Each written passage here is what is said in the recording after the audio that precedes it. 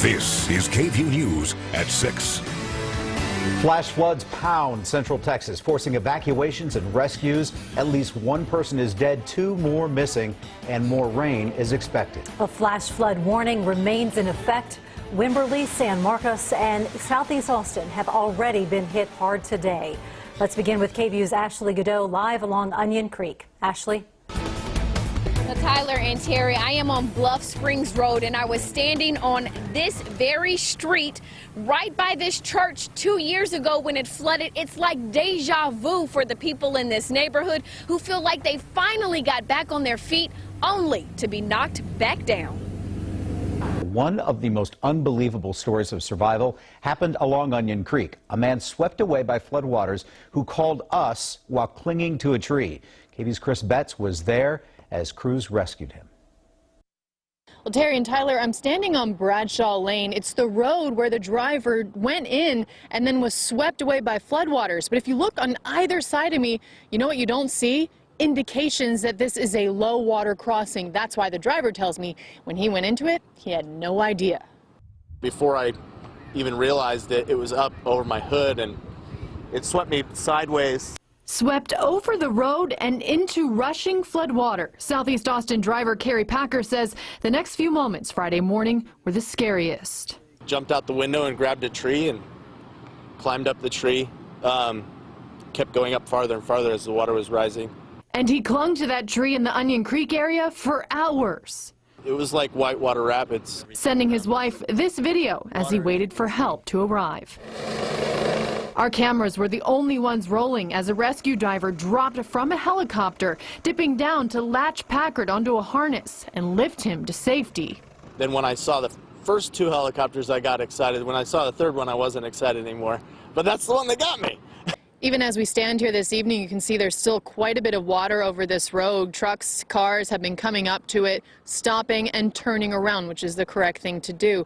Once again, what started as a low water crossing car going in ended up in a water rescue that took more than 4 hours, and we were here to witness it all. We are reporting in Southeast Austin. Chris Betts, KVUE News. A person of interest in the shooting of an Austin judge under arrest in Houston. Who he is, his criminal record, his ties to Judge Kucerik, and why his father says he couldn't possibly be the shooter. I'm Tyler C. Swarta. Terry Gruca is off tonight. KVUE defender and Austin American Statesman reporter Tony Plohetsky live now at APD headquarters. Tony. Tyler, today was the first time since the shooting that we heard directly from the police, and APD Chief Art Acevedo confirms that police received several calls the day of the shooting from neighbors about a suspicious person. Now, meanwhile, they have established a possible link between this person of interest and Judge Julie Kucerik. This is the man. His name is Shimney Onyeri, and he is 28 years old. We spent the day researching Travis County court records, and those records show the judge may have been about to send him to prison. He had been in her court in 2012, sentenced to probation on a fraud charge, but prosecutors in recent days asked the judge to revoke that probation because they say Onyeri violated agreements with the court. Now, police in Houston arrested Onyeri late last night, and today they charged him with murder in a case that is unrelated to the Judge Kucerik shooting. Reporting live at APD headquarters, Tony Plohetsky, KVUE News. Tony, thank you. Let's get a quick look at Shimney Onyeri's criminal history. In July of 2007, he was arrested in Houston for evading arrest and served 20 days in jail. 4 months later, he was arrested for possession of marijuana and served 6 days in jail. In March of 2012, he was arrested by Rollingwood police for fraud. Now, that conviction landed him on 3 years of probation.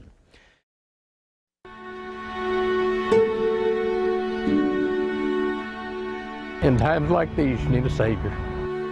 3 members of this man's family are still missing. What he told us today about the moments before they were washed away in the weekend floods.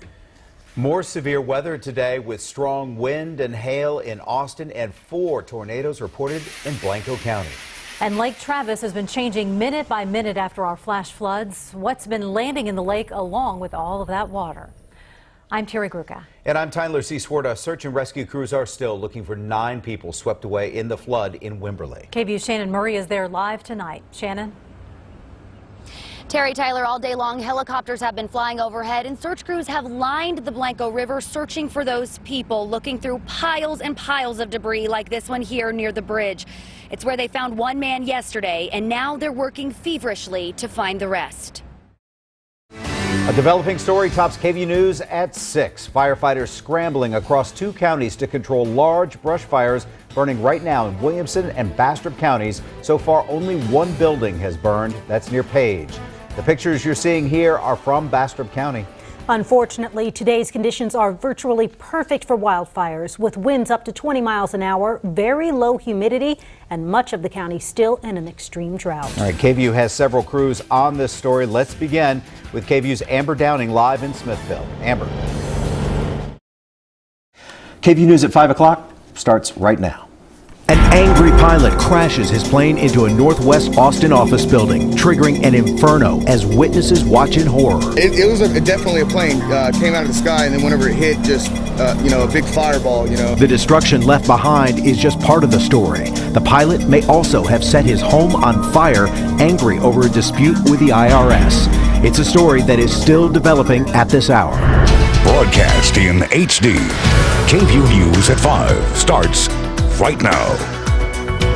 Thanks for staying with us, everyone. I'm Terry Gruca. And I'm Tyler C. Swarta. You are watching Austin's news station. Our top story, of course, at 5 o'clock. A suicide pilot angry at the government. This was the scene around 10:15 this morning, moments after an angry pilot slams into a Northwest Austin office building. Officials say Joseph Stack, the pilot of the small plane, was furious with the Internal Revenue Service, which has an office in the building off of 183 in Mopac. The crash set off a raging fire and sent workers fleeing as black smoke poured into the air. 2 people were injured in that crash. Law enforcement officials said Stack had apparently set fire to his home before the suicidal plane flight.